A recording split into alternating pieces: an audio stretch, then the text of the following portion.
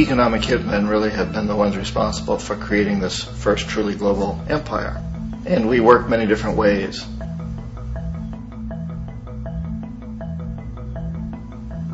But perhaps the most common is that we will identify a country that has resources our corporations covet, like oil, and then arrange a huge loan to that country from the World Bank or one of its sister organizations.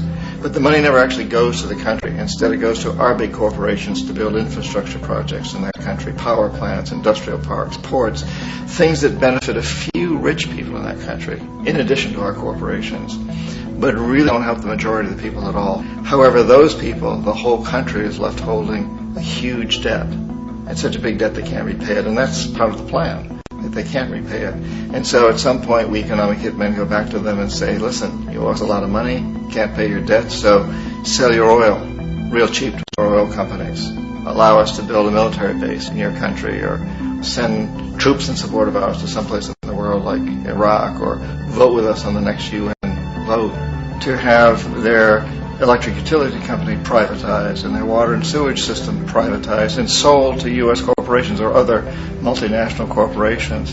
So there was that whole mushrooming thing, and it's so typical of the way the IMF and the World Bank work, that you put a country in debt, it's such a big debt it can't pay it, and then you offer to refinance that debt and pay even more interest.